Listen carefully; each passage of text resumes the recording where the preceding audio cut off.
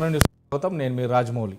Phone tapping కేసులో రోజుకో tweet వెలుగులోకి వస్తుంది. గత ప్రభుత్వ హయాంలో సినీ రాజకీయ ప్రముఖులు ఫోన్ల రహస్యంగా విన్నారంటే విషయం మాత్రం ఇప్పటి వరకు వినిపించగా, తాజాగా సొంత కుటుంబ సభ్యుల ఫోన్లనే ట్యాప్ చేశారనే టాక్ వినిపిస్తుంది. ఫోన్ ట్యాపింగ్కు ముమ్మాటికి నిజమేనని షర్మిల ఆరోపిస్తున్నారు. తాజాగా ఎమ్మెల్సీ కవిత ఫోన్ కూడా ట్యాప్ అయిందనే టాక్ వినిపిస్తుంది. కవిత రాజకీయంగా బలంగా ఎదుగుతున్న కాలంలో ఆమె సంభాషణను కేటీఆర్ విన్నారని ఆరోపణలు ఉన్నాయి. ఈ కేసులో ఎస్ఐబి మాజీ చీఫ్ ప్రభాకర్ రావును కూడా 4 సార్లు ప్రశ్నించారు. ఫోన్ ట్యాపింగ్ ఒక్కొక్కటి మించి రాష్ట్రాల వ్యవహారంగా రావడంతో ఈ కేసును సిబిఐకి అప్పగిస్తారంటే టాక్ వినిపిస్తుంది.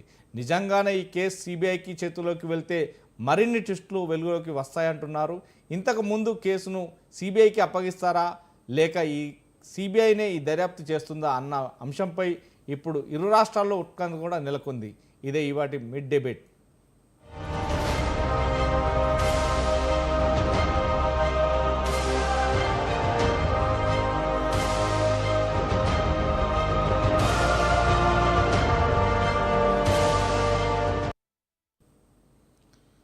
Yes, welcome to Swatantra. VV Rao గారు చెప్పండి.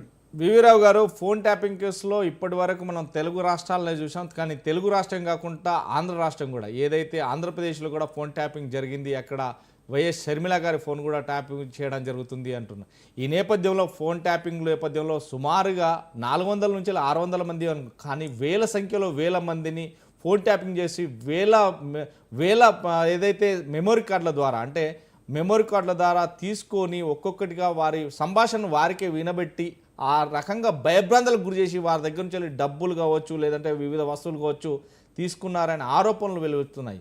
అంటే మొత్తం మీద ఇలాంటి ఉద్ఘాటనకు దారితీసిన నేపథ్యంలో ఎలా చూడొచ్చు అంటారు? ముందుగా స్వతంత్ర టీవీ వారికి, మరి యాంకర్ గారికి, మిగతా మిత్రులందరూ కూడా ఈరోజు మనం అందరం ఆలోచించుకోవాల్సింది ఒకటండి. దిస్ ఇస్ ఇన్ఫర్మేషన్ టెక్నాలజీ ఏరా అంటారు. ఈరోజు గల్లీ నుండి అమెరికాలో ప్రపంచంలోనే అతి ఉన్నతమైనటువంటి టెక్నాలజీ సంపన్నుడైనటువంటి ఇలాన్ మాస్క్ వరకు కూడా ఒకటే మాట మాట్లాడుతా ఉన్నాం. టెక్నాలజీ అనేది ఎవరి కంట్రోల్లో లేదు. ఇట్ ఈస్ టెక్నాలజీ కొద్దిమంది కంట్రోల్లో ఉందనే ఒక భ్రమల్లో మనం అందరం బతున్నాము. టెక్నాలజీ ఇది ఒక బ్రహ్మరాక్షసి. ఈ బ్రహ్మరాక్షసిని ఎవడు ఎట్లయినా దుర్వినియోగం చేయొచ్చు. రాజకీయ నాయకులు ఇలా దుర్వినియోగం చేస్తున్నారంటే అది అప్పుడు అపహాస్యంగా చూడాలి. ఎందుకంటే వాళ్ళు రాజకీయాలు నడుపుకునేదే దాంతోని. ఇలా అధికారంలోకి వచ్చే ప్రతి ఒక్క పార్టీ కానీ, ప్రతి ఒక్క వ్యక్తి కానీ నిజమైనటువంటి ప్రజాస్వామ్య విలువలతో ఎవరు రావట్లేదు. కాబట్టి ఈరోజు పదే పదే అధికారంలో ఎవరుంటే, ఇప్పుడు నా అనుభవం నేను చెప్తున్నాను. ఇక్కడ ప్రధానంగా నేను ఈ దేశంలో ఎలక్ట్రానిక్ ఓటింగ్ యంత్రాల పైన అతి పెద్ద ఎత్తున పోరాడినటువంటి ఒక వ్యక్తిగా మొట్టమొదటిసారి 2009లో నేను సుప్రీంకోర్టులో కేసు వేసినప్పుడు ఫస్ట్ నేను అడిగింది, నేను సుప్రీంకోర్టులో నా యొక్క కోర్టు కేసు యొక్క మూలం ఏంటంటే, డిజిటలైజేషన్ ద్వారా ఓట్లు వేయించుకుంటున్నటువంటి ఈవీఎం ట్యాంపరింగ్ గురవుతుంది. అంటే ప్రతి ఒక్క ఓటరు, ఈ దేశంలో ఉన్నటువంటి 80 కోట్ల ఓటర్ల యొక్క సంబంధించిన ఇష్యూను నేను లేవనెత్తాను 2009లో. లేవనెత్తినప్పుడు స్పష్టంగా నేను అడిగింది ఒకటే, మంచి సంపన్నమైన దేశాలు అమెరికా, జర్మనీ, జపాన్ ఇలాంటి దేశాలు డిజిటైజేషన్ కు మూలంగా వాళ్లే దీన్ని ప్రమోట్ చేస్తున్న దేశాలు ఎందుకు వాళ్ళు ఈవీఎంలు వాడకుండా పేపర్ బ్యాలెట్లు వాడుతున్నారు? ఎందుకు వాళ్ళు ఎలక్షన్స్ పరిమితంగా, అంటే ఎలక్షన్స్ 2 నెలలు క్యాంపెయిన్ చేస్తే ఒక రోజులే రిజల్ట్ ఎందుకు ఇస్తున్నది ఎలక్షన్ కమిషన్? అదే అమెరికాలో 2 నెలలు రిజల్ట్స్ లెక్క పెడతారు, ఎందుకంటే అక్కడ పేపర్ లెక్క పెట్టాలి కాబట్టి. సో ఇన్ఫర్మేషన్ యాక్ట్ 2000 సంవత్సరం మన ఇండియాలో ఏం చెప్తుందంటే, ఎనీ ఇన్ఫర్మేషన్ స్టోర్డ్, సమాచారం ఏదైనా డిజిటల్ షేప్ లో ఉంది, అది ప్రభుత్వ అధికారికంగా దానికి విలువ లేదు, అధికారికంగా కోర్టులో చెల్లదు అని స్పష్టంగా జర్మన్ సుప్రీంకోర్టు ఇచ్చినటువంటి జడ్జిమెంట్ నేను సుప్రీంకోర్టు 2009లో ఇచ్చిన ఆధారితంగా 2013 వరకు పెద్ద పోరాటం జరిగింది. ఈ దేశంలో 13 పార్టీల అధ్యక్షులు, ఇదే కాంగ్రెస్ పార్టీ అధికారంలో ఉన్నప్పుడు వాళ్ళకు వ్యతిరేకంగా పోరాడినటువంటి రాజకీయ నాయకులందరూ కూడా, వివి రావు లాంటోడు ఇవాళ ఈవీఎంల మీద ట్యాంపరింగ్ జరగడానికి కారణము సుప్రీంకోర్టు వెళ్ళి బయటకు వచ్చిన తర్వాత ఒక ఈవీఎం లుక్ ఈవీఎం ద్వారా ప్రదర్శన చేసి చూపించినటువంటి సందర్భాల్లో అందరు నమ్మారు. నమ్మిన తర్వాత ఎలక్షన్ కమిషన్ మీద చాలా పెద్ద ఎత్తున వివిరావు గారు మనం ఎలక్షన్ మీద మాట్లాడతాం ఎందుకంటే నాకు అర్థమైంది. డిజిటైజేషన్ ఈ రోజు ఫోన్ ట్యాంపరింగ్ కానీ ఈ రోజు ఈ ఇన్ఫర్మేషన్ ఇప్పుడైతే డిజిటల్ షేప్ లో ఉన్నటువంటి సెల్ ఫోన్ లో కానీ లేదా మెసేజ్లు కానీ మొత్తం కూడా ఈ ప్రపంచంలో గోప్యంగా ఉన్నాయంటే హాస్యాస్పదం అని నేను చెప్పదలుచుకున్నాను. ఇలాన్ మాస్క్ కూడా నిన్నడు రోజు అదే చెప్తా ఉన్నాడు. అన్ని ఎలక్షన్స్ ట్యాంపర్ అవుతున్నాయి, అమెరికాలో కూడా అయినాయి అని చెప్పారు.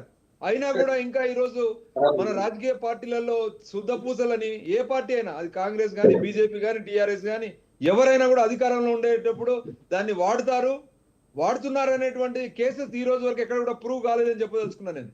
ఇదంతా కూడా రాజకీయం చేసుకోవడానికి చేసుకోవడానికి టైం పాస్ తప్పితే దేనికి పని చేయదని నేను చెప్పదలుచుకున్నాను. ఇద్దరు కూడా ఈ డిబేట్ లో పాల్గొన్నారు. డాక్టర్ శివకుమార్ గారు టీపీసీ రాష్ట్ర అధికార ప్రతినిధి గారు, మరొకరు పైల కృష్ణారెడ్డి గారు బీజేపీ రాష్ట్ర కార్యవర్గ సభ్యులు. కృష్ణారెడ్డి గారు నమస్తే అండి. నమస్కారం సార్. ఇప్పుడు ఫోన్ ట్యాపింగ్ అనేది 2 రాష్ట్రాల లోపల చర్చనీయంగా మారిందండి. ఎందుకంటే తన చెల్లెళ్ళ ఫోన్ ట్యాపింగే అన్నలు చేశారనే ఉత్కంఠ మాత్రం రేగుతుంది. అంటే సామాన్యమైన నాయకులదో లేకుంటే కార్యకర్తలదో లేకుంటే అధికారులదో లేకుంటే ఎవరిదో లేకుండా సొంత చెల్లెల ఫోన్లే ట్యాపింగ్ చేశారు నాయకులు అనే నేపంతో ఇప్పటి వరకు చాలా అంటే ఉత్కంఠంగా మారింది. మొత్తం మీద పెన్ డ్రైవ్లు, కానీ వేలాది పెన్ డ్రైవ్ల లోపల వారిని స్టోరేజ్ చేసి రికార్డ్ చేశారు. ఆ పెన్ డ్రైవ్లు ఏమై ఉంటాయి మొత్తం మీద ఇప్పుడు సిట్ అధికారుల దగ్గర మాత్రం అంత సమాచారం ఉంది. ఒక్కొక్కరి దగ్గర నుంచి కూడా వాంగ్మూలాలు సేకరిస్తున్నారు. ఈ నేపథ్యంలో సొంత చెల్లెల ఫోన్ ట్యాపింగ్ చేయడానికి ఈ ఉత్కంఠలకు ఎలా అనిపిస్తుంది? సార్, ముందుగా మీకు స్వతంత్ర టీవీ వీక్షకులకు అలాగే ఈ చర్చా వేదికలో పాల్గొంటున్న పెద్దలకు వివిధ పార్టీ నాయకులకు అందరికీ శుభ సాయంత్రం తెలియజేసుకుంటూ, ముఖ్యంగా ఫోన్ ట్యాపింగ్ అనేది కాంగ్రెస్ పార్టీ ప్రభుత్వం అధికారంలోకి వచ్చిన రోజు నుంచి మొదలు పెట్టింది, కానీ దాంట్లో స్పష్టత రావట్లేదు. నిన్న జగన్మోహన్ రెడ్డి గారు షర్మిల ఫోన్ కానీ ట్యాప్ అయిందనే విషయం ఎప్పుడైతే విలేకరులు అడిగినప్పుడు ఆయన తడుబడిన విషయం కానీ ఆయన ఇచ్చిన సమాధానం కానీ దానితోటి ఫోన్ ట్యాపింగ్ జరిగిందనేది, తెలంగాణ రాష్ట్రంలో ఫోన్ ట్యాపింగ్ జరిగిందనేది సుస్పష్టంగా తెలిసిపోయింది. ఇక్కడ ట్యాప్ చేసి కూడా జగన్మోహన్ రెడ్డి గారికి పార్టీ వ్యతిరేకంగా ఉన్న వ్యక్తులు ఎవరన్నా, ఆంధ్ర వాళ్ళు ఇక్కడ ఎవరన్నా టీడీపీ తరపున తెలంగాణలో పనిచేస్తున్న వాళ్ళవి కూడా ట్యాప్ చేసి అక్కడికి పంపించేసి జగన్మోహన్ రెడ్డి ద్వారా కొన్ని రాజకీయ కక్షలు తీర్చుకున్నారనేది సుస్పష్టము. ఇవాళ ఇందాక కూడా గోనప్రకాశరావు గారు వాళ్ళు కూడా మాట్లాడుతున్నారు. ఇలా కేటీఆర్ఏ కాదు, ఒక సంతోషరావు గారు కూడా ఇద్దరు కలిసి, అది కేసీఆర్ కు తెలిసి వీళ్ళిద్దరు ఫోన్ ట్యాపింగ్ చేశారు. కవిత గారిది చేశారు, వాళ్ళ పార్టీ ఎమ్మెల్యేలది చేశారు, తెలంగాణలో ఉన్నటువంటి వివిధ పార్టీల ముఖ్యమైన నాయకులందరిది ఫోన్ ట్యాపింగ్ జరిగిందనేది వాస్తవము. ఫోన్ ట్యాపింగ్ జరిగిన తర్వాత ఎవరిని ఎట్లా భయభ్రాంతులకు గురి చేశారు, ఎవరిని ఎంత ఇబ్బందులు పెట్టారు అనేది సుస్పష్టంగా ఉంది. కాబట్టి దాంట్లో మనము ఇప్పుడు ఇమ్మీడియట్లీ కూడా కాంగ్రెస్ పార్టీ ఇంతగా లేట్ చేయడానికి కారణాలు ఏంటో అర్థం కావట్లేదు. మరి వీళ్ళ ఆధారాలు వాళ్ళ దగ్గర ఉండి వాళ్ళు బ్లాక్మెయిల్ చేస్తుందా, కేసులతోటి వాళ్ళని బ్లాక్మెయిల్ చేస్తుందా తెలియట్లేదు. సంవత్సరం పైన అయిపోతుంది ఈ ఫోన్ ట్యాపింగ్ వ్యవహారము ప్రజలందరి మధ్యలోకి వచ్చేసి. ఇప్పటి వరకు ఓన్లీ ఇన్వెస్టిగేషన్ అంటున్నారు, కానీ అది ఎంతవరకు వెళ్తుంది, ఏం జరుగుతుంది అనేది తెలియట్లేదు. కాబట్టి భారతీయ జనతా పార్టీ మా నాయకత్వం కూడా, రాష్ట్ర నాయకత్వము పూర్తి స్థాయిలో టెక్నాలజీ పరంగా కానీ కొన్ని ఏం తీసుకోవాలన్నా దానికి సంబంధించిన అనుమతులు తీసుకోవాలన్నా కేంద్ర ప్రభుత్వం నుంచి ఉంటుంది. కాబట్టి ఇది వెంటనే సిబిఐకి ఇస్తే కనుక సత్వరంగా దోషులు బయటకు వస్తారు. ఎవరెవరి ఫోన్లు ట్యాబ్లే చేశారు, ఏం చేశారు, ఆ ఫోన్ ట్యాబ్ చేసిన తర్వాత ఎవరిని ఎంత బ్లాక్మెయిలింగ్ చేశారు, ఎంత ఇబ్బందులు గుర్తు చేశారు, ఆర్థిక లావాదేవీల మీద ఎలా జరిగింది, వ్యక్తిగతంగా ఎవరిని ఎంత టార్గెట్ చేశారు, దీంట్లో ప్రధాన ముద్దాయి ఎవరు, ఆ ముద్దాయి ఎవరు, ఈ ఫోన్ ట్యాపింగ్ ద్వారా ఎవరెవరు లబ్ధి చేకూరారు వాళ్ళందరికీ శిక్షలు పడే విధంగా ముందుకెళ్తుంది. కానీ ఏదో మనము టైంపాస్ చేసే విధంగా ఏదో కొంత పిలుస్తున్నామని చెప్పడము, తెలంగాణ రాష్ట్రంలో కాంగ్రెస్ పార్టీ పాలన కరెక్ట్ లేదు. ఈ రోజు కూడా తెలంగాణ రాష్ట్రం వచ్చి 20 నెలలు గడిచిపోతున్న సుమారుగా ఈ రోజు వరకు హోంశాఖ మంత్రి లేడు, అసలు సమీక్షలే లేవు. తెలంగాణ రాష్ట్రంలో పోలీస్ వ్యవస్థను ఎంత నిర్వీర్యం చేశాయన్నో అంత నిర్వీర్యం చేస్తున్నారు. దీనికి ఒక అడ్మినిస్ట్రేషన్ లేదు, వాటికి సంబంధించిన డిస్కషన్ లేదు, రివ్యూ లేదు. ఎక్కడనన్నా అనుకోని సంఘటనలు జరిగితే ముఖ్యమంత్రి దగ్గరనే 7-8 శాఖలు పెట్టుకొని పాలన చేస్తుంటే తెలంగాణ రాష్ట్రంలో ఈ సమస్యలు ఎట్లా తీరాలి? ఇంత పెద్ద కేసు ఇదొక్కటే కాదు, ఫోన్ ట్యాపింగ్ కాళేశ్వరం ఉంది, పశువర్ధక శాఖలో జరిగిందన్నారు, టీఎస్పీసీఏసీలో జరిగిందన్నారు, గ్రూప్ 1 గ్రూప్ 2లో జరిగింది, ఇంటర్మీడియట్ బోర్డులో అవకతవకలు జరిగినాయి అన్నారు, పేపర్ లీకేజీలో. ఇవన్నిటి మీద ఎన్నడూ దర్యాప్తు జరుగుతుంది?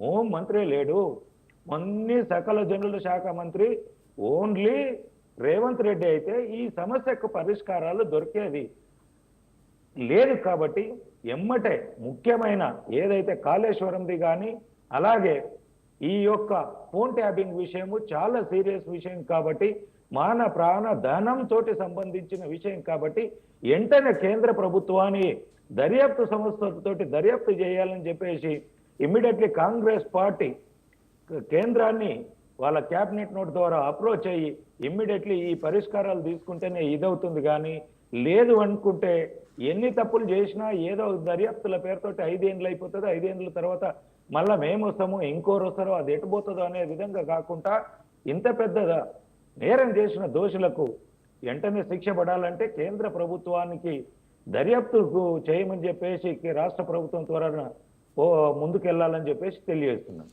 ఎస్ డాక్టర్ శివకుమార్ గారు, శివకుమార్ గారు ఏదైతే ఉండాలి వీళ్ళందరి ఫోన్లు కూడా ట్యాప్ చేశారు అంటే ఈ అధికారం ఎవరిచ్చారు? ఫోన్ ట్యాపింగ్ అధికారం ఎవరిచ్చారు? అది ఒక ఉత్కంఠ రేపుతున్నాడు అనమాట. ఫోన్ ట్యాపింగ్ అనేది వాస్తవానికి ఉంటుంది పోలీస్ డిపార్ట్మెంట్లో, కానీ ఏది ఉన్నా కానీ ఒక దేశ చరిత్ర లోపల ఒక రాష్ట్రాన్ని కావచ్చు, దేశాన్ని ఉగ్రవాద చర్యలు లేపం కావచ్చు, లేదంటే ప్రభుత్వాలను కూలదోయే చరిత్రలో కావచ్చు, అలాంటి ఫోన్ ట్యాపింగ్ మాత్రమే పర్మిషన్ తోటే నడుస్తాయి. కానీ ఇలాంటి ఫోన్ ట్యాపింగ్లు ఒక కానిస్టేబుల్ ఉండాలి, ఒక ఐఏఎస్ అధికారి వరకు, ఒక ఐపీఎస్ అధికారి వరకు కూడా తీసుకునే నేపథ్యం ఉంది. అది మీరు చెప్పారంటే వాళ్ళు చెప్పారు, వాళ్ళు చెప్పారంటే వీళ్ళు చెప్పారంటుంది. ఇదంతా తిరిగి ఎక్కడికి వస్తుంది? ఎవరు చేయించారంటారు? ముందుగా స్వతంత్ర టీవీ మీడియా డిబేట్ ప్రేక్షకులకు, మీకు కాలం ఉన్న వారికి నమస్కారం. అయితే రాజమౌళి గారు ఇప్పటివరకు వివిరావు గారు మాట్లాడింది వినడం జరిగింది, ప్లస్ కృష్ణారెడ్డి గారు కూడా మాట్లాడడం జరిగింది. ఇది మొత్తానికి మూల కారణము గతంలో ఎప్పుడైనా ఫోన్ ట్యాపింగ్ జరిగింది అంటే కొన్ని ప్రభుత్వానికి అవసరమైనయో, లేకపోతే మావోయిస్టులో, లేకపోతే నక్సలిజమో, లేకపోతే ఇంకేదైనా ఇంపార్టెంట్ ఇష్యూ, ఏదైనా కమ్యూనల్ రైట్స్ అట్లా జరిగినప్పుడు ఎప్పుడన్నా తీసుకుండొచ్చు, నేను దానికి కాదంటలేను. కానీ తెలంగాణ రాష్ట్రం వచ్చిన తర్వాత కేసీఆర్ ఆధ్వర్యంలో జరిగిందంతా ఫోన్ ట్యాపింగ్ అనే దాని మీదనే మొత్తం వాళ్ళు కంప్లీట్ గా గేమ్ ఆడడం జరిగింది. వాళ్ళు ఒక సాధారణమైన నా లాంటి వాళ్ళని కూడా వదలకుండా నా ఫోన్ కూడా ట్యాప్ చేస్తుండ్రు. నా ఫోన్ ఎప్పుడన్నా రింగ్ అయింది అంటే ఒక బీప్ సౌండ్ వచ్చిన తర్వాతనే నాకు కనెక్ట్ అయ్యేది, అప్పటి వరకు కనెక్ట్ అయ్యేది కాదు. సో ఈ రకంగా వాళ్ళను రాజకీయ నాయకులు, వాళ్ళ ఇంటోళ్ళు, లేకపోతే అన్నా చెల్లె, లేకపోతే ఎవరు లీడ్ చేస్తున్నారు అనే రకంగా, లేదు అంటే మొత్తానికి సినీ రంగంలో కానీ జడ్జిలను కానీ ఎవరిని కూడా వదలకుండా ఈ ఫోన్ ట్యాపింగ్ అనే దాని మీద ఇది పెనుభూతం లాగా, అంటే కేసీఆర్ అధ్యక్షతనే, కేసీఆర్ ఆలోచనతోనే జరిగిందనే రకంగా మనం ఆల్రెడీ ఆధారాలతో జరుగుతుంది. ఇప్పుడు ఏదైతే ఎంక్వైరీ కూడా జరుగుతుందో ఫోన్ ట్యాపింగ్ వల్ల, అది కూడా ఇప్పుడు ఎవరైతే స్పందించడం కానీ, లేకపోతే వాళ్ళు ఇప్పుడు 5వ సారి ఏమో ఈ రోజు వాళ్ళని ఎంక్వైరీకి పిలవడము. కానీ ఈ రోజు కూడా ఆయన నోరు మెదుపుతలేడు అనే రకంగా మాట్లాడుతున్నాడు. ఎందుకంటే ఆయన కూడా డిపార్ట్మెంట్ వ్యక్తే కాబట్టి నోరు మెదుపుతలేడు. కానీ ఆయనను కూడా ఒక జనరల్ ఖైదీని ఎట్లయితే టార్గెట్ చేస్తారో అట్లా చేస్తే ఇమీడియట్ గా చెప్తాడు. ఇంకొకటి ఏంటంటే మొత్తానికి ఈ ఫోన్ ట్యాపింగ్ లో అటు ఆంధ్రప్రదేశ్ కానీ, ఇటు జగన్ కానీ, లేకపోతే తెలంగాణలో కానీ, లేకపోతే కేటీఆర్ కవిత మాటినాడా, కవిత హరీష్ రావు మాటినడా, హరీష్ రావు సంతోష్ రావు మాటినాడా, కాంతిరావు మళ్ళీ కేసీఆర్ మాట విన్నారా అనే రకంగా అంటే వీళ్ళు మొత్తానికి ఈ టార్గెట్ ఎలక్షన్ అప్పుడు కానీ లేకపోతే ఎదుటోళ్ళ దగ్గర డబ్బులు దోచుకోవడానికి కానీ లేకపోతే ఎవరు ఏ రకంగా డీల్ చేస్తున్నారు అనే రకంగా కూడా ఒక జడ్జిల వర్షనే వీళ్ళు విన్నారంటే ఎంత ఇదిగా ఉంది. ఇంకొకటి ఏమంటే ఈ రోజు చట్టం దాని పని అది చేసుకుంటూ పోతుందని చెప్పి కాంగ్రెస్ పార్టీ అధికారంలోకి వచ్చిన తర్వాత ఇప్పుడు ఈ 18 మాసాల నుంచి అది కాళేశ్వరం కావచ్చు, ఫోన్ ట్యాపింగ్ కావచ్చు, లేకపోతే ఈ కార్ రేస్ కావచ్చు, ఇంకొకటి కావచ్చు, లేకపోతే కవిత కేసులో లిక్కర్ కేసు కూడా కావచ్చు, ఇవన్నీ చట్టం దాని పని చేసుకుంటూ పోతుంది అనే రకంగా మనం చెప్పడం జరుగుతుంది. కానీ జాప్యం జరుగుతున్న మాట వాస్తవము. కానీ ఈ రోజు ఉన్న పరిస్థితిలో ఇప్పుడు కృష్ణారెడ్డి గారు ఒక మాట అన్నారు, అవసరమైతే మంత్రివర్గంలో మాట్లాడి సెంట్రల్ కి దీన్ని రెఫర్ చేయమని చెప్పి. నేను ఏమంటున్నా అంటే ఒక రకంగా ఒక సుమోటో కేసు కింద సెంట్రల్ కూడా ఇమీడియట్ గా పెట్టొచ్చు, కాళేశ్వరం పెట్టొచ్చు, ఫోన్ ట్యాపింగ్ పెట్టొచ్చు. సెంట్రల్ కు ఆల్రెడీ అథారిటీస్ ఉన్నాయి. సెంట్రల్ నుంచే వీళ్ళు పర్మిషన్ తీసుకుంటూ నక్సలైట్ల ఎజెండా ఉంది, దాని గురించి మనం ఫోన్ ట్యాపింగ్ చేయాలనే రకంగా రిప్రజెంటేషన్ చేసి తీసుకున్నారనే రకంగా. ఇప్పుడు నిన్న కాక మొన్న అరుణ్ కుమార్ అని చెప్పి ఇంతకు ముందు ఆయన ఏదైతే హైకోర్టులో ఇది ఉండు గవర్నమెంట్ కి కూడా ఇది ఉండే, సో ఆయన పంజాగుట్ట పిఎస్ లో కంప్లైంట్ పెట్టడం జరిగింది. ఏదైతే నోటు కోర్టు కేసు కూడా రేవంత్ రెడ్డి గారి మీద వచ్చిన కేసు కూడా ఫోన్ ట్యాపింగ్ ద్వారానే అది ట్యాప్ చేయడం జరిగింది. ఇది కూడా బైఫరికేషన్ చేసిండ్రు, దీనివల్లనే ఈ ఫ్యాబ్రికేషన్ కేసు అని ఖచ్చితంగా ఆయన కంప్లైంట్ చేసి ఇమీడియట్ గా ఈ రోజు మీడియాలో డైరెక్ట్ ఓపెన్ గా చెప్పిండు ఎక్కడి నుంచి తప్పు జరిగింది, ఏం చేశారు. నిజంగా కూడా ఈ ఫోన్ ట్యాపింగ్ కి మొత్తానికి కీలక సూత్రధారి పాత్రధారి కేసీఆర్ అనేది మొత్తానికి ఆ అధికారులు కానీ ఇప్పటి వరకు ఎంత మందిని అయితే ఎంక్వైరీ చేసారో అందరూ కూడా కేసీఆర్ చేయమంటేనే చేసినాం, పెద్ద ఆయన చేయమంటేనే చేసినాం అనే రకంగా మాట్లాడుతున్నారు. ఇక్కడ కేసీఆర్ చేసిండ్రా ఇంకెవరు చేసిండ్రా అనేది పక్కన పెడితే ఖచ్చితంగా ఈ నేరస్తులని ఖచ్చితంగా ఇంకా సమయం ఇవ్వకుండా ఎట్టి పరిస్థితుల్లో వాళ్ళని ఒక హెడ్ లాగా చేసి ఇమీడియట్ గా వీళ్ళ మీద యాక్షన్ తీసుకోవాలనేది నా ఆలోచన. ఎస్, ఉమ్మన్ రామూర్తి గారు నమస్కారం అండి. నమస్తే రామూర్తి గారు. మొత్తం మీద మనం చూస్తున్న గత అంటే 2014 నుంచి వెళ్ళి 2023 ఎలక్షన్స్ వరకు కూడా ఫోన్ ట్యాపింగ్ జరిగాది. ఒక్కొక్కరి దగ్గర నుంచి వెళ్ళి నగదు రూపంలో కాకుండా వారు ఎక్కడ వ్యాపారాలు చేస్తే ఆ వ్యాపారంలో భాగస్వాములతో మాట్లాడిన మాటలు కూడా రికార్డ్ చేసి వారి సంభాషణను వారికే వినిపించి భయభ్రాంతులకు గురి చేసి వారి దగ్గర నుంచి డబ్బులు కూడా కలెక్ట్ చేశారు. ఈ నేపథ్యంలో కొన్ని అధికార పార్టీకి చెందినటువంటి కొన్ని పోలీస్ డిపార్ట్మెంట్లతోటి అనేది కూడా వినబడ్డది. ఈ నేపథ్యంలో తెలంగాణ ఆడబిడ్డ పులి లాంటి సింహ గర్జన లాంటి కవిత ఫోన్ కూడా ట్యాప్ చేశారు అంటే ఎవరు చేసి ఉంటారంటారు, ఎందుకు చేసి ఉంటారంటారు? అందరికీ నమస్కారం. స్వాతంత్ర టీవీ ప్రేక్షకులకు ఇప్పటి దాకా కాంగ్రెస్ బీజేపీ మిత్రులు వివి రావు గారు పెద్దలు వారు కూడా మాట్లాడి ఉన్నారు. చాలా క్లియర్ గా కొంత అవాస్తవాలను ఈ పార్టీలు ఉచ్చరిస్తున్నాయి. అవి ఎప్పుడు మాట్లాడిందే పాడిందే పాడురా పాసపల్ల దాసరి అన్నట్టు ఈ రెండు పార్టీలు కాంగ్రెస్ బీజేపీ దొంగనాటలుగా ఆడుతున్నాయి. ప్రపంచ చరిత్రలో భారతదేశ చరిత్రలో ఏ ప్రభుత్వం అయినా సమాచారం కోరుతుంది, ఆ సమాచారాన్ని పోలీసు వ్యవస్థ ద్వారా తీసుకుంటది. పోలీసులు వాళ్ళు డబ్బులు ఇచ్చి సమాచారం తీసుకుంటారా, ఫోన్ ట్యాప్ చేసి సమాచారం తీసుకుంటారా, లేదా ఎవరినైనా లోబర్చుకొని సమాచారం తీసుకుంటారా, అది పోలీసుల అంతర్గత వ్యవహారము. అది ఒక్క తెలంగాణ గవర్నమెంటే కాదు, ప్రపంచంలో భారతదేశంలో ఉన్న అన్ని రాష్ట్రాలు అన్ని ప్రభుత్వాల పని. ఇది ఎవరో ఏదో చేసిండ్రని కోడిగుడ్డు మీద ఈకల్లాగే ప్రయత్నాలు వీళ్ళు చేస్తున్నారు, కానీ ఇదంతా అవాస్తవము. భారతదేశ చరిత్రలో గూఢాచార వ్యవస్థని కానీ లేదా ఏదైనా సంఘ విద్రోహ శక్తులను కానీ లేదు. రేవంత్ రెడ్డి గారు ఇవాళ కేటీఆర్ గారి ఫోను మా లాంటి వాళ్ళు ప్రభుత్వాన్ని గట్టిగా నిలదీసే వాళ్ళ ఫోన్లో ట్యాప్ చేయడం లేదని చెప్పగలే దమ్ముందా? లేదా రాహుల్ గాంధీ గారి ఫోను కాంగ్రెస్ లో ఉన్న పెద్దల ఫోన్లు మోడీ గారు ట్యాప్ చేయించడం లేదు అని చెప్పే దమ్ము ధైర్యం మోడీ గారికి ఉన్నదా? ఇవి ఎంత వాళ్ళు పోలీసులు సమాచారాన్ని మాత్రమే ఇస్తారు. అది ఎలా ఇస్తారు, ఎట్లా తీసుకొస్తారు అనేది అక్కడ ఉన్న ఇంటెలిజెన్స్ వ్యవస్థ పనిచేస్తుంది తప్ప దీన్ని పట్టుకొని కేసీఆర్ గారు ఫోన్ ట్యాప్ చేసిండు, కేటీఆర్ గారు ఫోన్ ట్యాప్ చేసిండు, ఇది ఎక్కడ దుర్మార్గమైన వ్యవహారమో నాకు అర్థం కావడం లేదు. కాబట్టి దీన్ని మీరు నిజంగా అధికారంలో ఉన్నారు, ఎవరినైనా బెదిరించి ఈ ఫోన్ ట్యాపింగ్ కేటీఆర్ కేసీఆర్ గారు హరీష్ రావు గారు చెప్తే చేసి గిన్ని డబ్బులు సాధించడానికి మీకు ఆధారాలు ఉంటే దమ్ము ధైర్యం ఉంటే ఆధారాలతో బయట పెట్టండి. అది వాస్తవం, అది మగాడితనం అంటారు.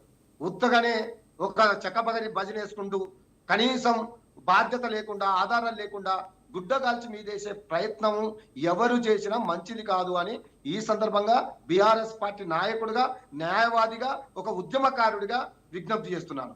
ఉత్తగా ప్రేలాపనలు మస్తు మాట్లాడొచ్చు.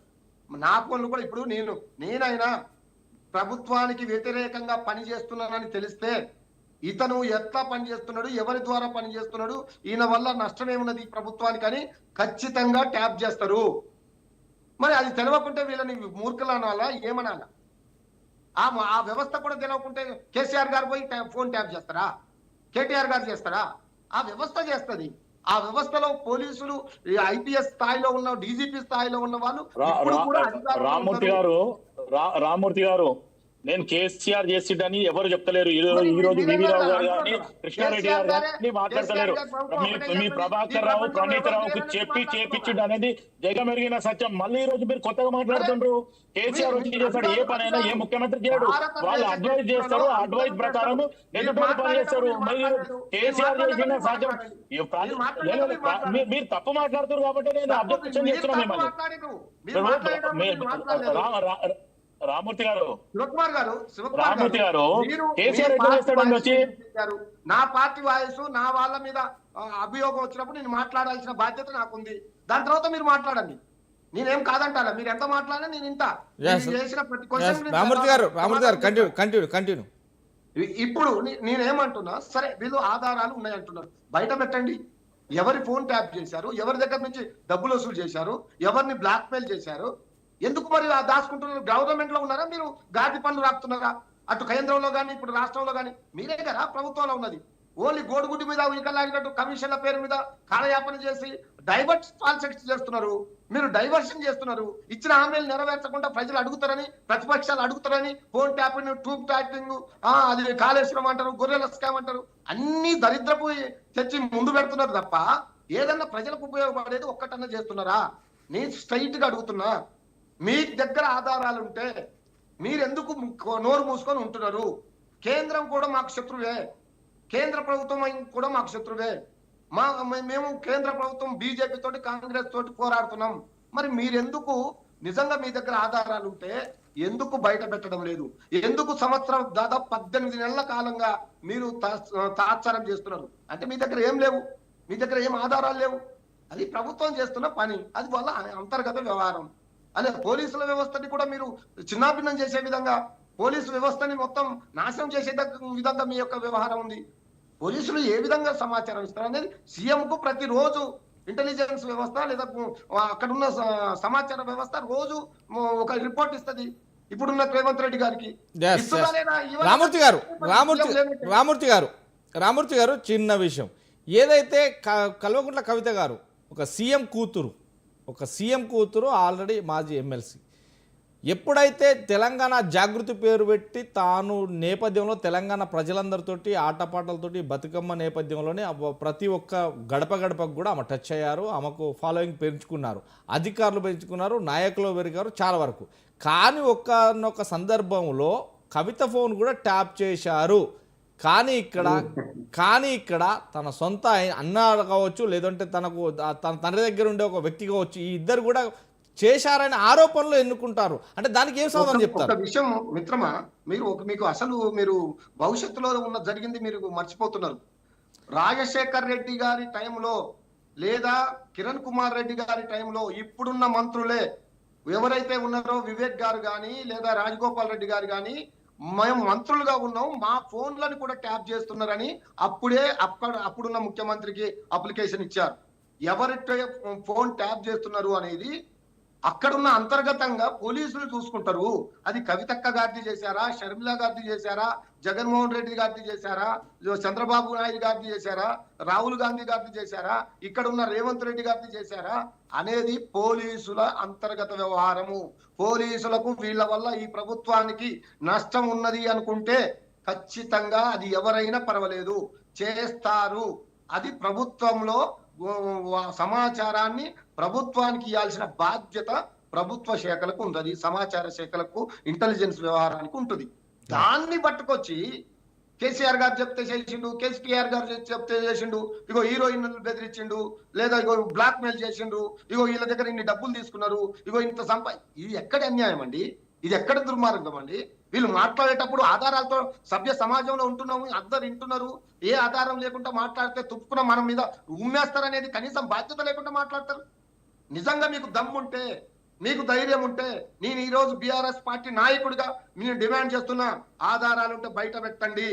అనవసరంగా మాట్లాడితే మాత్రం బాగుండదని హెచ్చరిస్తున్నాం. మీరు మీరు మీరు అధికారంలో ఉన్నారు, మీరు పనిచేస్తున్నారు. 18 నెలల కాలంగా దాని మీద కోడిగుడ్డు మీద ఈకలు లాగినట్టు లాగుతున్నారు. పోలీసులకు అదే చెప్తారు.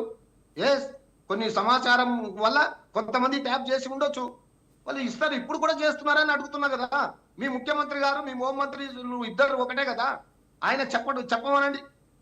లేదు, అప్పుడున్న డీజీపీ ఇప్పుడు కూడా ఉన్నారు కదా, అప్పుడు ఇంటెలిజెన్స్ లో ఉన్న వాళ్ళు ఇప్పుడు కూడా మీ ప్రభుత్వంలో అంతర్భాగంగా ఉన్నారు కదా, వాళ్ళని ఎందుకు అడగడం లేదు? కాబట్టి కావాలని ఒక మనుషుల్ని, ఒక వ్యక్తుల్ని, ఒక గొప్ప నాయకుల్ని చిన్నగా చేసి చూపెట్టాలనే ఒక దుర్బుద్ధి తప్ప ఇక్కడ నిజంగా కేసీఆర్ గారు, కేటీఆర్ గారు ప్రభుత్వము ఈ ఏదో చేసింది అనే ఒక ప్రజల్లో ఒక అభద్రతా భావాన్ని కల్పించి వాళ్ళ వ్యక్తిత్వ హననాన్ని మీరు తక్కువ చేసి చూపడం చాలా దుర్మార్గం. దీన్ని తీవ్రంగా ఖండించాల్సిన అవసరం తెలంగాణలో పుట్టిన ప్రతి ఒక్కరిపై ఉన్నది. తెలంగాణ రాష్ట్రాన్ని తెచ్చిన వారు కేసీఆర్ గారు. తెలంగాణ రాష్ట్రాన్ని 10 సంవత్సరాలు భారతదేశంలోనే నెంబర్ 1 స్థానంలో తీసుకొచ్చిన వాళ్ళు కేసీఆర్ గారు. తెలంగాణ ఔన్నత్యాన్ని ప్రపంచ వేదికల మీద తీసుకొచ్చి గొప్పగా తెలంగాణ రాష్ట్రాన్ని తీర్చిదిద్దిన వ్యక్తి కేటీఆర్ గారు. మీరు వీళ్ళపైన మీరు నిందలు వేసేది. కాబట్టి నిందలు వేసే ముందు ఆధారాలతోటి బయట పెట్టాలని, ఆధారాలు చూపెట్టాలని నేను ఈ సందర్భంగా మీ ద్వారా, స్వతంత్ర టీవీ ద్వారా ఈ పెద్దలందరికీ తెలియజేస్తున్నాను. కృష్ణారెడ్డి గారు ఏదైతే కేంద్ర మంత్రి బండి సంజయ్ సన్నిహితుడైనటువంటి మన బోయిన్పల్లి ప్రవీణ్ రావుతో పాటు మన బండి సంజయ్ ఫోన్ కూడా ట్యాప్ చేశారు. ఎందుకంటే అప్పుడు 10th పేపర్ లీకేజ్ విషయంలో కావచ్చు, అంటే కొంత నేపథ్యంలో, తర్వాత బైంసా అల్లర్ల విషయంలో కావచ్చు, ఇలాంటి నేపథ్యంలోనే ఫోన్ ట్యాప్ చేశారు. చేసిన వెంటనే ఇప్పుడు వారిద్దరిని కూడా వచ్చి తన వాంగ్మూలాన్ని విలిపించాలని కూడా సిట్ అధికారులు కోరుతున్నారు. అంటే దీన్ని ఎలా చూడొచ్చు అంటారు? అంటే ఇటు బీజేపీ శ్రేణులది కావచ్చు, లేకుంటే అల్లర్లకు సంబంధించిన విషయాలు కావచ్చు, ఇవన్నీ కూడా చేశారని అంటున్నా. అంటే దాంట్లో ఏమైనా బీజేపీ ప్రమేయం ఉందంటారా? సరే, ముందుగా ఇందాక ఇప్పుడు మీరు అడిగిన దాంట్లో కూడా నేను చెప్తాను. బండి సంజయ్ గారిది కానీ, రఘునందన్ రావు గారిది కానీ, అరవింద్ గారిది కానీ, అప్పుడు బీజేపీలో ఉన్న జితేందర్ రెడ్డి గారిది కానీ, దుబ్బాక ఎలక్షన్ జరిగేటప్పుడు పెద్ద మొత్తంలో ఫోన్ ట్యాపింగ్ జరిగింది, దర్యాప్తు జరపాలని చెప్పేసి ఆ రోజు ఉన్న బండి సంజయ్ గారు రాష్ట్ర అధ్యక్షుడిగా ఉన్న నాడే డిమాండ్ చేయడం జరిగింది. మీరు కావాలంటే ప్రతి ఒక్క ప్రెస్ చూడండి, ప్రతి యూట్యూబ్ ఛానల్లో కూడా అప్పుడు డిమాండ్ చేసినది ప్రతిదీ ఉన్నది. ఆ రోజు నుంచే వీళ్ళ దౌర్జన్యం కానీ, వీళ్ళ ఆలోచన విధానం కానీ పక్కదారి పట్టింది. ఇందాక రామ్మూర్తి గారు అంటున్నారు, కేసీఆర్ గారు మహోన్నతమైన వ్యక్తి. ఎట్లా మహోన్నతమైన వ్యక్తి రామ్మూర్తి గారు అయినాడు? తెలంగాణ ఉద్యమం చేసిన నాడు 4 స్టేట్మెంట్లు ఇచ్చి ఫామ్ హౌస్లో 6 నెలలు వండేటోడు, మళ్ళీ వచ్చాక ప్రెస్ మీట్ పెట్టేటోడు, ప్రజలను రెచ్చగొట్టేటోడు, బలిదానాలు చేసుకున్న కుటుంబాలను ఏ ఒక్క కుటుంబాన్ని కూడా పరామర్శించినవాడు మీకు మహామాధవి అయిపోయాడు, మహానాయకుడు అయిపోయాడు. ఇంకొక అంశము, దేశంలో గాను ప్రపంచ చరిత్రలో ఒక రామ్మూర్తి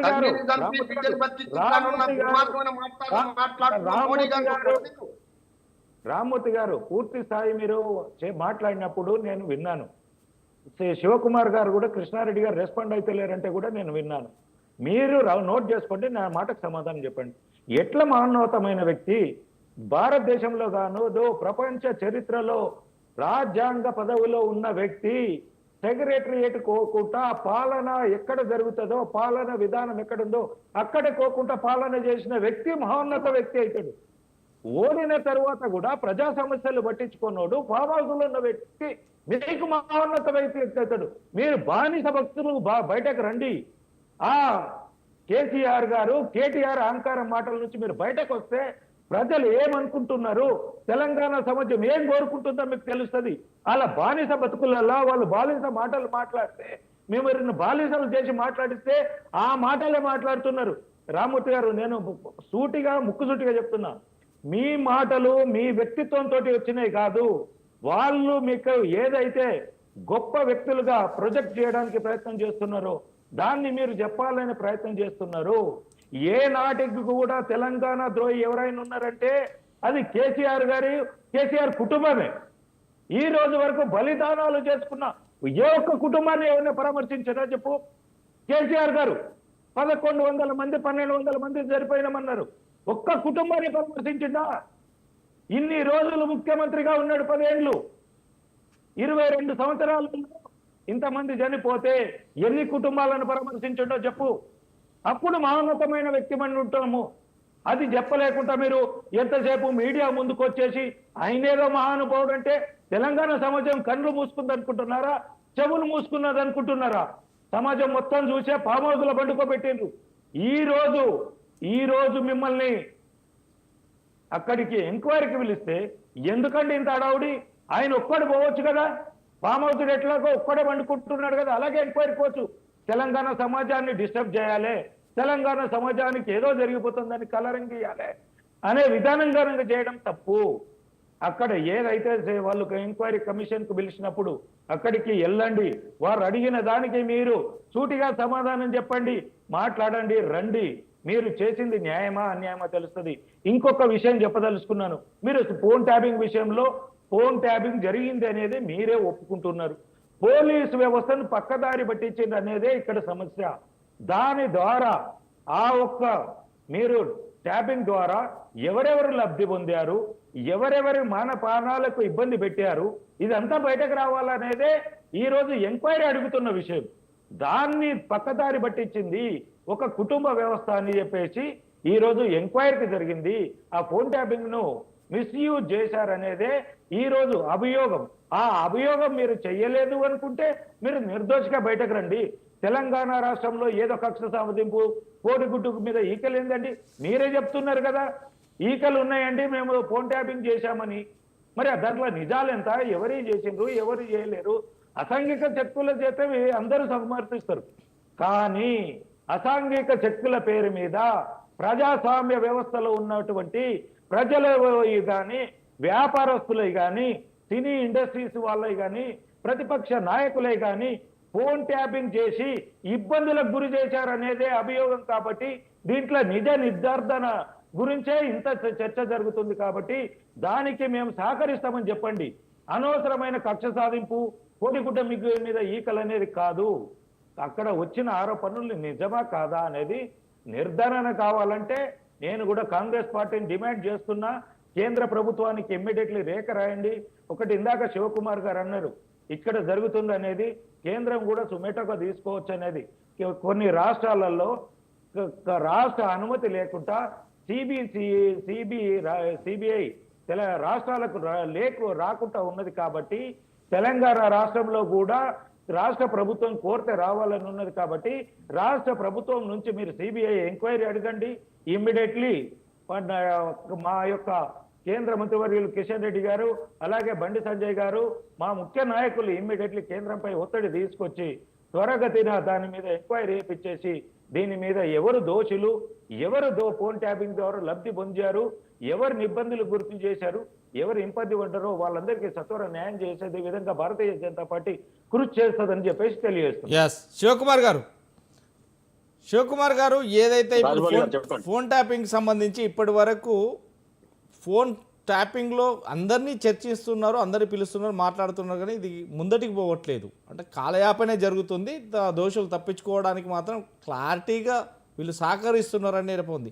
ఎందుకు అనేది సిబిఐకి ఇవ్వట్లేదు? సిబిఐకి ఇస్తే ప్రాబ్లం ఏంటి? సిబిఐకి ఇవ్వడమా లేకపోతే ఇక్కడనే నిర్ధారణ చేయడమా అనేది గవర్నమెంట్ ఆల్రెడీ ఏదైతే ఎంక్వైరీ కమిషన్ వేసింది, ఎంక్వైరీ జరుగుతుంది. ప్రణీత్ రావు కానీ లేకపోతే ప్రభాకర్ రావు గారు కానీ యుఎస్ కూడా పిలిపించడం జరిగింది. ఆయన సుప్రీంకోర్టులో కేసు వేసుకున్నా కానీ ఆయన మీరు ఈ టైం లోపల రాకపోతే మిమ్మల్ని ఇంటర్పోల్ లో చెప్పి పట్టుకొస్తామని చెప్పి బెదిరించినందుకే ఈ రోజు ప్రభాకర్ రావు గారు రావడం జరిగింది. ఇక మనం ఈ రకంగా ఆలోచిస్తే నిజంగా కూడా పోలీస్ ఆఫీసర్లకి ఎవరిది పడితే అలాది ట్యాపింగ్ చేయొచ్చు అనే రకంగా గవర్నమెంట్ కానీ, ముఖ్యమంత్రి కానీ, లేకపోతే హోంమంత్రి కానీ చెప్పకుండా చేయొచ్చు అనుకుంటే ఈ రోజు ఈ రకంగా ఉండదు. వీళ్ళు వీళ్ళు దొంగ మాటలు చెప్పడము, వారు టిఆర్ఎస్ బిఆర్ఎస్ చేసింది ఈ 10 సంవత్సరాల తెలంగాణని ఉమ్మడి ఆంధ్రప్రదేశ్ లో కూడా ఎవరు కూడా ఇంత విధ్వంసం చేయలేదు. ఈ రోజు మొత్తానికి ఇటు సినీ ఎవరైతే హీరోయిన్లది కూడా ఫోన్ ట్యాపింగ్ చేస్తే నిన్న మా గజ్జల కాంతం ఆల్రెడీ గాంధీ భవన్ లో ప్రెస్ మీట్ పెట్టారు. ఎవరెవరిది ఫోన్ ట్యాపింగ్ చేసిండు, పార్క్ హయాత్లో ఏ హీరోయిన్లతో ఉన్నాడు, వాళ్ళది ఎట్లా ఇబ్బందికరంగా చేసిండు అనే రకంగా కూడా ఆధారాలు ఉన్నాయి. దానికి ఈరా నా కొడుక కేటీఆర్ అని చెప్పి చెప్పడం జరిగింది. దానికి ఈ బీఆర్ఎస్ వాళ్ళు దానికి సమాధానం కేసీఆర్, హరీష్ రావు, కవిత, సంతోష్ రావు వీళ్ళు దొంగలీళ్ళు. మిగతా వాళ్ళంతా పాపం పార్టీ మీద అభిమానం. కానీ ఈ మొత్తానికి దొంగతనం చేసిన వాళ్ళు దొంగలేమో మంచిగా ఎంజాయ్ చేస్తారు లైఫ్. ఇప్పుడు బొమ్మరి రామూర్తి గారు లాగా TRS BRS second line leadership అంతా వాళ్ళని వెనకేసి వస్తున్నారు అంతే తప్ప జరిగింది తప్పు అనేది వాళ్ళ అంతరాత్మ కూడా తెలుసు. కానీ ఈ రోజు ఏం చేస్తుండ్రు, పార్టీ పరంగా కండువా నా పైన ఉంది కాబట్టి నేను ప్రొటెక్ట్ చేయాలనే రకంగానే మాట్లాడుతుండ్రు తప్ప నిజంగా కూడా కేసీఆర్, కేటీఆర్, హరీష్ రావు, ఈ కవిత వీళ్ళు తెలంగాణ దోచుకోలేదా? నీళ్లు నిధులు నియామకాలు అన్నారు. నీళ్లు నిధులు నియామకాలు ఎక్కడ పోయినాయి? ఇదంతా మొత్తం కేసీఆర్ అండ్ ఫ్యామిలీ కంపెనీకే పోయినాయి. ప్రతి దగ్గర మిషన్ కాకతీయ అన్నారు, అందులో కమిషన్లు, కాళేశ్వరం అన్నారు, అందులో కమిషన్లు. ఈరోజు జవహర్లాల్ నెహ్రూ గారు కట్టిన ప్రాజెక్టులు. రైట్ వివి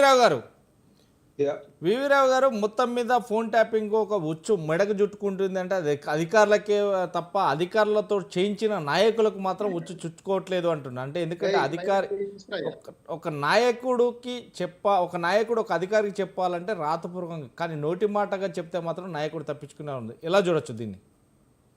నేను ఇంతకుముందు కూడా చెప్పాను సార్, ఇప్పుడు ప్రజాస్వామ్యంలో ఒక నేర నిర్ధారణ జరగాలంటే ఖచ్చితమైనటువంటి ఆధారాలు కావాలి. ఒకటి. రెండు, ఈ వ్యవస్థ ఇప్పుడు ఉన్నటువంటి వ్యవస్థలో డిజిటైజేషన్ అనేది ఏదైతే మనము ఐటీ యాక్ట్ 2000 ప్రకారంగా ఎనీ ఇన్ఫర్మేషన్, అది వాయిస్ డిజిటైజేషన్ కావచ్చు, లేదా ఇప్పుడు మీరు వాడుతున్నటువంటి మెసేజ్లు కావచ్చు, ఏదైనా కూడా అది అథెంటికేటెడ్ గా కోర్ట్స్ లో ప్రూవ్ చేయడము అనేది జరిగే పని కాదు. ఇప్పటివరకు ఇండియాలో జరగలేదు. దాని మీద చాలా సైంటిఫిక్ గా ప్రూవ్ అయింది. అయితే ఈ ఇప్పుడు అన్యాయం, తప్పులు జరుగుతున్నాయని అంటలేను, అన్ని జరుగుతూ ఉన్నాయి. కానీ ఏ ధైర్యం మీద ఎన్ని జరుగుతూ ఉన్నాయి? ఇప్పుడు వాళ్ళే చేస్తున్నారు, వీళ్ళే చేస్తున్నారు పక్కన పెట్టండి, అందరు చేస్తా ఉన్నారు. ఏ ధైర్యం మీద చేస్తా ఉన్నారు వీళ్ళందరూ? వాళ్ళ ఆధారాలు దొరకాయి, ఎందుకంటే వ్యవస్థ అట్లా ఉంది. కానీ చేస్తాము, ఆధారాలు దొరకబడతాము, వాళ్ళు లోపలేస్తాము, ఉంచుతామని చెప్పి ఆనాడు కాంగ్రెస్ ప్రభుత్వంలో ఉన్న రాజశేఖర ప్రభుత్వం చెప్పింది. ఈనాడు ఆ తర్వాత ఇప్పుడు ఈయన వచ్చిన బీఆర్ఎస్ పార్టీ వచ్చినాక వీళ్ళు చెప్పారు. ఇప్పుడు మళ్ళా రేవంత్ రెడ్డి చెప్తా ఉన్నాడు. నేను అనేది సిద్ధాంత పరంగా కామన్ మ్యాన్ పర్స్పెక్టివ్ లో చెప్పేది ఏంటంటే ఇదంతా జరిగే పని కాదు. ఇది ఏమిలే మనం మాట్లాడుకోవడానికి, ఒకరి మీద బురద చల్లుకోవడానికి, మనం వినడానికి, సెన్సేషన్ కోసం మాత్రం ఇది కొంతకాలం నడుస్తుంది. నిజంగా కోర్టులోకి వచ్చినాక ఇది చెల్లదు ఇవన్నీ. ఎందుకంటే ప్రపంచవ్యాప్తంగా చెల్లలేదు, ఇక్కడ కూడా చెల్లదు. అంత అడ్వాన్స్ ఉన్నటువంటి అమెరికా ఇప్పుడు ఎంతవరకు ఎందుకు ఇటువంటి విషయాల్లో ఎప్పుడు ఒకరి మీద కేసు పెట్టి ఎందుకు లోపలేదు? ఇప్పుడు బుష్ ఆల్గోర్ మధ్యలో జరిగినటువంటి ఇష్యూ కూడా అట్లే జరిగింది. చాలా అభియోగాలు వచ్చాయి. ఎలాన్ మాస్క్ రోజు చెప్తా ఉన్నాడు ఎన్నో కథనాలు దీని మీద. కానీ అక్కడ వాళ్ళే కదా ఇటువంటి టెక్నాలజీని ఇండియాకి తీసుకొచ్చింది, బాధ్యులు వాళ్ళే కదా. వాళ్ళే ప్రూవ్ చేయలేనప్పుడు వీళ్ళు ఇక్కడ ఏం ప్రూవ్ చేస్తారు? ఓకే, ఏంటంటే ఇదంతా కూడా ఎవరు అధికారంలో ఉంటే, లేదా ఒకప్పుడు ఇప్పుడు అపోజిషన్ లో కూడా ఒకప్పుడు అధికారంలో ఉన్నారు, వాళ్ళు దుర్వినియోగం చేస్తే మేము దుర్వినియోగం చేస్తాం అన్నట్టే. కామన్ మ్యాన్ పర్స్పెక్టివ్ లో ఇది ఎవరు చేస్తున్నా కూడా వాస్తవాలు బయటికి రావు. ఇదంతా టైం పాస్ వ్యవహారము.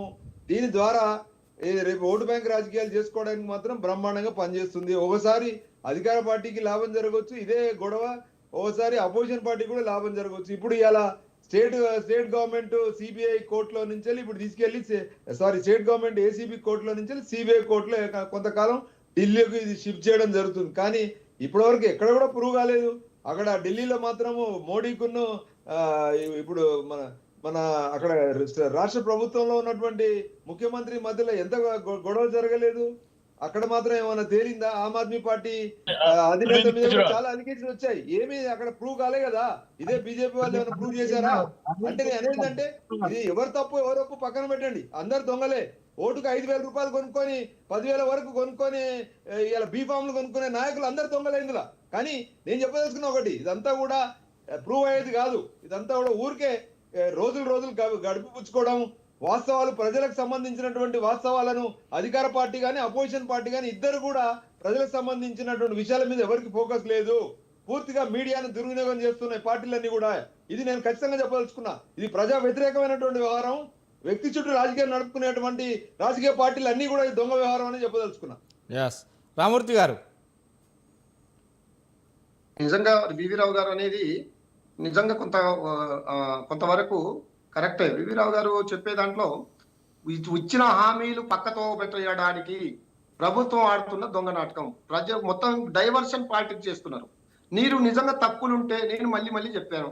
నేను ఒక ఉద్యమకారుడిగా అన్ని విషయాలు నేను మొదటి నుంచి బీఆర్ఎస్ తెలంగాణ ఉద్యమంలో దాదాపు 16-20 సార్లు జైలుకు పోయిన వ్యక్తిగా తెలంగాణ ఉద్యమకారుడిగా చెప్తున్నాను. తెలంగాణ రాష్ట్రంని ఇప్పుడున్న పరిస్థితిలో మొత్తం తెలంగాణ ఆత్మగౌరవాన్ని దెబ్బతింటున్నాయి. మేము దొంగల్లాగా కనపడుతున్నారు తెలంగాణ నాయకులు అంటే, చెప్పులు ఎత్తుకోపోయేటలాగా కనపడుతున్నారు తెలంగాణ నాయకులు అంటే. తెలంగాణకు అప్పులు పుట్టుతలేదు అనేది ప్రపంచం ముందు, భారతదేశం ముందు తెలంగాణ ఇజ్జత్ని, తెలంగాణ పరువుని తీస్తున్నారు కాంగ్రెస్ పార్టీ నాయకులు, ముఖ్యంగా రేవంత్ రెడ్డి గారు. ఎందుకంటే ఆయన తెలంగాణ ఉద్యమకారుడు కాదు, తెలంగాణ మీద ప్రేమ లేదు ఈయనకు కానీ, ఆయన గురువు చంద్రబాబుకు కానీ, ఈయన ఎవరైతే కేంద్రంలో ప్రభుత్వంలో ఉన్నాడో ఆయన కూడా తల్లిని చంపి బిడ్డకు బతికిచ్చారని, తల్లిని చంపి బిడ్డని బతికిచ్చారని ఒక దుర్మార్గమైన మాటలు మాట్లాడుతున్నారు మోడీ గారు. కాబట్టి వీళ్ళిద్దరు కూడా తెలంగాణకు తోడు దొంగలే, తెలంగాణకు నాశనం చేసే వాళ్ళే, తెలంగాణ అయిష్టాన్ని, తెలంగాణ అభివృద్ధిని అడ్డుకునే వాళ్ళే. కాబట్టి ఇవన్నీ చేయకుండా, తెలంగాణకు అభివృద్ధి చేయకుండా అడ్డుకట్ట వేస్తూ నడిచే ప్రభుత్వాన్ని కాళ్ళలో కట్టెలు పెట్టినట్టు కేసీఆర్ గారిని అభివృద్ధి చేయకుండా అడ్డుకున్నది వీళ్ళే. కాబట్టి వీళ్ళు ఇప్పుడు మాట్లాడితే ఒకరు అంటారు, మీ నాయకుడు ఏసీబీ కార్యాలయానికి వస్తే 1000 మంది ఎందుకు వస్తారు అంటే, మీకంటే క్యాడర్ లేదయ్యా, లీడర్లు లేరు మీకు. మీరేదో ప్రభుత్వాల పేరు మీద ఏదో బతుకుతున్నారు, కానీ మాకు 65 లక్షల మంది క్యాడర్ ఉన్నది. మా నాయకుడు ఈ తెలంగాణ రాష్ట్రాన్ని సాధించిన వ్యక్తులు, వాళ్ళకు ఖచ్చితంగా క్యాడర్ ఉంటుంది. వాళ్ళు ఎక్కడ పోయినా లక్షలాది మంది, వేలాది మంది పోతారు. మీకెందుకు వచ్చింది కడుపు నొప్పి? మీకు నాయకులు లేరు, మీ దగ్గరికి ఎవరు రారు, మిమ్మల్ని ఎవడు పట్టించుకోవడం లేదు. ఈ రాష్ట్రంలో ముఖ్యంగా బీజేపీ పార్టీని ఎవడూ పట్టించుకోడు. ఈ రాష్ట్రంలో భారతదేశం వాళ్ళు కాళ్ళు పైకి పెట్టి, తలకాయ కిందికి పెట్టి ప్రార్థనలు చేసినా, పాదయాత్రలు చేసినా ఇక్కడ అధికారం వాళ్ళకు రాదు. వాళ్ళ ఒక శ్రమ. వాళ్ళు తానే అంటే కాంగ్రెస్ పార్టీ తందాన అంటుంది. రేవంత్ రెడ్డి గారిని తిట్టారు, ప్రతిపక్షంలో ఉన్న కేసీఆర్ గారిని తిడతారు. ఇది ఎక్కడి అన్యాయమో అర్థం కావడం లేదు. కాబట్టి వీళ్ళ మీద ఒక కేసు ఉండదు. మళ్ళీ బీజేపీ నాయకులు ఏం చేసినా ఒక కేసు పెట్టది కాంగ్రెస్ పార్టీ. మా మీద పెడుతున్నారు, మా నాయకుల మీద పెడుతున్నారు, మా సోషల్ మీడియా వారి మీద పెడుతున్నారు. మేము ఏం మాట్లాడినా మా మీద కేసులు పెడుతున్నారు. మరి బీజేపీ మీద ఎందుకు కేసులు పెట్టరు అంటే, ఈ పేరు మీద, కమిషన్ల పేరు మీద, ఈ ఎంక్వైరీల పేరు మీద కాలం గడుపుతూ అబద్ధాల పునాదుల మీద ఈ తెలంగాణ ప్రభుత్వం కొనసాగుతుంది. ఇది ప్రజలకు అర్థమైంది. ఇప్పటి వరకు 18 నెలల కాలంలో ఒక్క వర్గం అయినా సాటిస్ఫాక్షన్ గా ఉన్నారా? నువ్వు ఏ వర్గాన్ని సాటిస్ఫై చేశారు? మీరు ఏం అమలు చేశారు? ఒక్కటన్నా చివరికి ముసలి వాళ్లకు పెంచుతా అన్న ఆ పెన్షన్ కూడా పెంచని దుర్మార్గ ప్రభుత్వం ఉన్నది అంటే అది కాంగ్రెస్ ప్రభుత్వం. మళ్ళీ వీళ్ళు గొప్పలుగా బారెడు మాటలు మాట్లాడుతున్నారు. అసలు వీళ్ళకు మాట్లాడడానికి నోరెట్లు వస్తుందో మీడియా సిగ్గు అనిపిస్తా లేదా అంటున్న కాంగ్రెస్ బీజేపీ నాయకులకు. అసలు సిగ్గుతో తలదించుకోవాల్సిన మీరు మళ్ళీ తెలంగాణ కేసీఆర్ గారు అట, లేకుంటే తెలంగాణ వచ్చిందట. అదే మీరు ఎక్కడున్నారు భయ్? నాకు అర్థం కాదు. తెలంగాణ పోరాటం చేసింది ఎవరు? సాగు నోట్లో దాకపోయింది ఎవరు? తెలంగాణ భారతదేశంలోని పార్టీలని 32 పార్టీలను ఒప్పించింది ఎవరు? అందరినీ ఒప్పించి వాళ్ళ మెడలు వంచి తెలంగాణ రాష్ట్రానికి కేసీఆర్ గారా?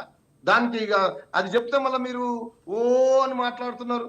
కాబట్టి ఇప్పటికైనా మీరు చేస్తున్న కార్యక్రమాన్ని ఇప్పటికైనా ఒప్పుకొని తెలంగాణ సమాజానికి మీరు నాది ఏదో ఫోన్ కట్ అయింది. కట్టుకోలే అండి. వీడియో ఆఫ్ అయింది అండి. మీ వీడియో ఆఫ్ అయింది, ఒకసారి ఆన్ చేసుకో. వాయిస్ మాట్లాడండి. కృష్ణారెడ్డి గారు, నేను లైన్ లోనే ఉన్నా, నాకు వినపడుతుంది. బట్ ఎందుకో ఏదో తగినట్టున్న చెయ్యి. మీ వీడియో ఆఫ్ అయిందండి. వీడియో బటన్ మీద క్లిక్ చేయండి. కెమెరా బటన్ మీద Yes, కృష్ణారెడ్డి గారు సార్ కృష్ణారెడ్డి గారు ఇందాక ఏదైతే కొట్లాడి తెచ్చుకున్న తెలంగాణలో నీళ్లు నిధులు నియామకాలు అంటూ కూడా అది పాత సామెత కిందనే పడిపోయింది. ఎందుకంటే ఇప్పుడు తెలంగాణ వచ్చింది, నీళ్లు వస్తున్నాయి, నిధులు వచ్చినాయి, మొత్తం మీద పెట్టుబడులు పెట్టేవారున్నారు అంతమంది. కానీ ఇప్పుడు అప్పుల పాలు అయిపోయింది తెలంగాణ. ఎందుకు అప్పుల పాలు అయిందని తర్వాత చర్చలో కొనసాగించవచ్చు. కానీ ఈ టిస్ట్లో ఫోన్ ట్యాపింగ్ కేసులో ఇరుకుతున్న వ్యక్తులు ఎవరి మేరకు మాత్రం చేశారు. కానీ ఇది బీజేపీ పార్టీ కావచ్చు, ఇటు కాంగ్రెస్ పార్టీ కావచ్చు, రెండు ఒకటే మాత్రమే దీన్ని కాలయాపన చేస్తున్నాయి. కానీ ఇప్పటి వరకు మాత్రం చేయట్లేదు అంటున్నారు. దాన్ని బీజేపీ పార్టీగా మీరేమంటారు? సార్ ముందుగా ఇందాక రామ్మూర్తి గారు మాట్లాడుతూ ఉన్నారు చాలా విషయాలు కేసీఆర్ గురించి. అసలు తెలంగాణలో ఆయన ఉండి తెలంగాణ కంటే ఎక్కువ కేసీఆర్నే మాట్లాడేటట్టుంది. బలిదానాలు చేసుకున్న కుటుంబాల కంటే కేసీఆర్ కుటుంబంలోనే ఒక 4-5 ఆత్మహత్యలు చేసుకున్న తెలంగాణ గురించి వారి కుటుంబం మొత్తం పోయింది. తెలంగాణకు వచ్చిన తర్వాత వారి కుటుంబం కానీ వాళ్ళ అక్కజెల్లెళ్ళ పిల్లలు కానీ ఎంతమంది తెలంగాణను దోచుకున్న తిన్నారో. రామ్మూర్తి గారు 20 కేసులు పెట్టుకున్న వ్యక్తికి ఒక పదవి వచ్చిందో లేదో నాకు తెలియదు, కానీ ఒక టికెట్ వచ్చిందో లేదో తెలియదు, కానీ తెలంగాణ ఉద్యమంలో ఎన్నో మూలల పండుకున్నాడు, రబ్బర్ చెప్పులు వేసుకొని తిరిగినోడు కూడా వచ్చేసి మంత్రి పదవులు అయింది. అది రామ్మూర్తి గారు గుర్తుంచుకోవాలి. ఆరి కుటుంబానికి 8 మంది 9 మంది అక్కజెల్లెళ్ళు ఉంటే వాళ్ళు వాళ్ళ పిల్లలందరినీ ఎలా తెలంగాణను దోచుకు తిన్నారో ఒకసారి నేను అందుకనే చెప్పాను ఇంతకు ముందు కూడా. రామ్మూర్తి గారు ఎప్పుడైనా మీరు కేసీఆర్ ట్రాప్లో నుంచి బయటకు రండి, బయటకు వస్తే నీకు వాస్తవాలు కనబడతాయి. ఆ కుటుంబ దోపిడీ వాళ్ళ గొప్పతనాన్ని వాళ్ళు తెలంగాణను దోచి వేసుకున్న సూటు బూటులో పెద్ద పెద్ద కార్లు వేసుకోనో పెద్ద కళ్ళద్దాలు పెట్టుకోనో ఈ తెలంగాణలోనే కాదు ఈ ప్రపంచంలోనే మాంత మేధావని చెప్పేసి వేరే తుపాకీ రామన్న గురించో మాట్లాడితే కరెక్ట్ కాదు.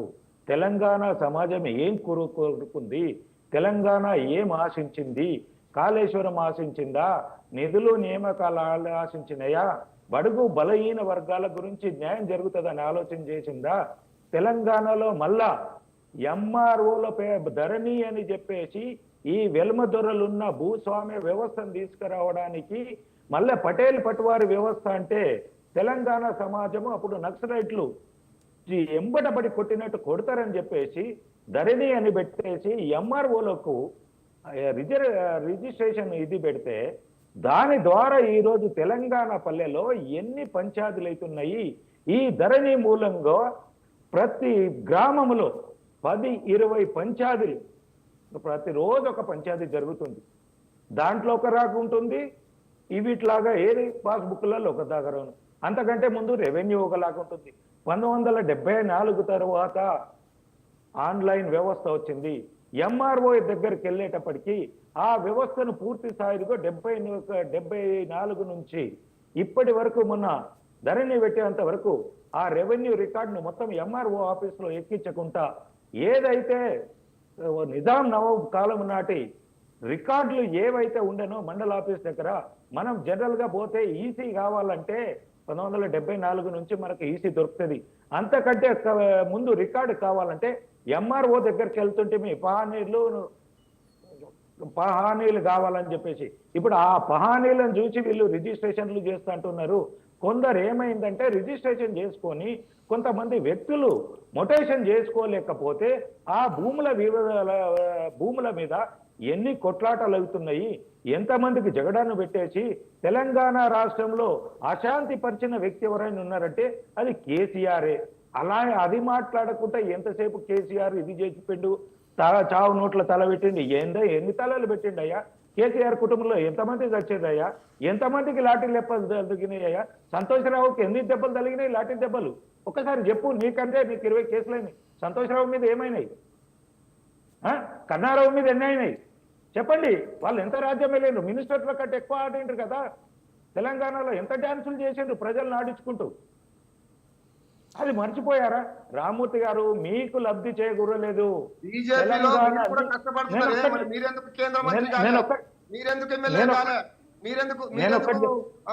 రాష్ట్ర అధ్యక్షుడు కాలే, గట్లా ఉండదే పార్టీ అన్నప్పుడు గవి నేను గవి చెప్తా, మాట్లాడుకోకూడదు. రామ్మూర్తి గారు, మనం పార్టీలలో రామ్మూర్తి ఉన్నాం. గారు, అందరూ రామ్మూర్తి గారు, ప్రపంచంలో అందరూ ఉన్నత స్థాయికి ఏదో దానికి ఒక టైం ఉంటది. దానికి ఒక కుల సమీకరణాలు, మత సమీకరణాలు, అన్ని రిజర్వేషన్లు అన్ని ఉంటాయి.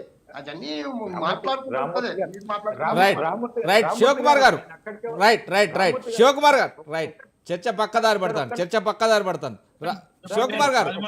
శివకుమార్ గారు ఏదైతే ఫోన్ ట్యాపింగ్ కేసులో ఇప్పటికే ప్రభుత్వం అన్ని చర్యలు తీసుకుంటుందన్నా కానీ కొంత మాత్రం కాలయాపన జరుగుతుంది అనేది ఖచ్చితంగా వాస్తవాన్ని చెప్తున్నారు. కానీ ఇది తొందరగా అతిగతి త్వరగా చేస్తే నిందితులు బయటకు వస్తే ప్రపంచం లోపల ఈ ఫోన్ ట్యాపింగ్ అనేది ఇంకెవరు చేయకుండా ఒక భయప్రీతిగా భయప్రీతిగా తీసుకురాగలుగుతారంటారా? ఒక్క నిమిషం సార్, ఖచ్చితంగా అండి చట్టం దానిపైన చేసుకుంటూ పోతుంది. నిందితులు ఖచ్చితంగా చెప్పండి కృష్ణారెడ్డి గారు మాట్లాడారు. ఇంతకు ముందు రామ్మూర్తి గారు అన్నారు బీజేపీకి క్యాడర్ లేదు, మాకు పిలుస్తారని.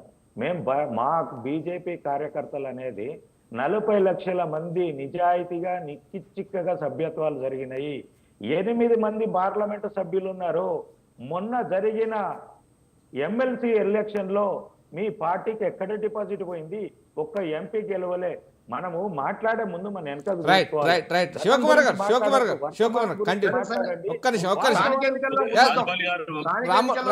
రామూర్తి గారు కృష్ణారెడ్డి గారు ఒక్క నిమిషం. శివకుమార్ గారు కంటిన్యూ చెప్పండి. శివకుమార్ గారు ఏదైతే ఫోన్ ట్యాపింగ్ లో ఇప్పటి వరకు ప్రాధాన్యతంగా ముందుకు సాగట్లేదు దర్యాప్తు, కానీ పిలుస్తున్నారు కానీ మొత్తం మీద పిలిచినా కొద్దీ వెనుకకే పోతుంది ఈ ఫోన్ ట్యాపింగ్. ఒకవేళ అయితే ఫోన్ ట్యాపింగ్లో ట్విస్టుల మీద ట్విస్టులు తప్ప వేరే ఏం నగపడలేదు, అంటే రోజు వార్తల వారికి నగపడుతున్నాయి తప్ప దాని మీద పూర్తి దర్యాప్తు జరగట్లేదు అనేది వాదనలు. ఈ దర్యాప్తు జరిగితే ఇంకొక రాష్ట్రంలో కావచ్చు, ఇంకొక వేరే రాష్ట్రం, వేరే ప్రభుత్వం, వేరే డిపార్ట్మెంట్లో కావచ్చు, ఈ ఫోన్ ట్యాపింగ్ అనేది కథ ముగిసిపోతుంది కదా, అలాంటి చర్యలు ఏమైనా తీసుకుంటారంట? ఖచ్చితంగా ఏదైతే ఎంక్వైరీ జరుగుతుందో విత్ ఇన్ నో టైమ్ లో కూడా ఈసారి ఎట్టి పరిస్థితుల ఈ ప్రణీత్ రావు గానీ లేకపోతే వీళ్ళందరి ప్రభాకర్ రావు ప్లస్ దాంతో పాటు కేసీఆర్ పైననే వాళ్ళు వాంగ్మూలం కూడా ఇచ్చిండ్రు అనే రకంగా మనకు ఆల్రెడీ ఇన్ఫర్మేషన్ ఉంది. సాక్ష్యాధారాలతోనే ఖచ్చితంగా రేపు నో టైమ్ లో కూడా వీళ్ళందరూ కూడా ఇప్పుడు ఒక్కొక్క కేసులు ఇచ్చిపోతారు. హరీష్ రావు ఏమో ఆ మెడికల్ అండ్ ఫామ్ హౌస్ కేసులు అయినా పోతాడు, లిక్కర్ క్వీన్ అయితే పోయేసి వచ్చింది. ఇక మిగతా సంతోష్ రావు ఆ టానిగాడు అందులో పోతాడు. ఇప్పుడు హరీష్ రావు ఇక్కడ పోయినాక కేటీఆర్ ఇక్కడికి వచ్చే వరకు నోరు దగ్గరనే ఉంది. బొమ్మన రామ్మూర్తి ఇప్పటిదాకా నువ్వు మాట్లాడిన నోరు దగ్గర ఉందా అని కింద ఉందా? ఏం మాట్లాడుతున్నావు నువ్వు? ఏదో పోనీ అంటుంటే మొత్తం కాంగ్రెస్ వాళ్ళ మీద మీకే వస్తాయా భాష? తెలంగాణలో మేము కూడా పుట్టినాం, మేము కూడా ఉద్యమాలు చేసినాము. ఉద్యమ కాదు ఒక్కలే కాదు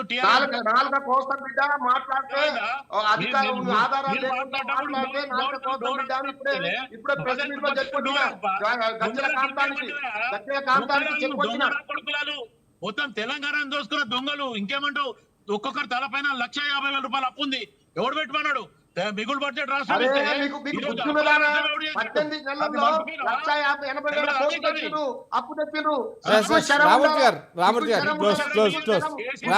రామూర్తి గారు శివకుమార్ గారు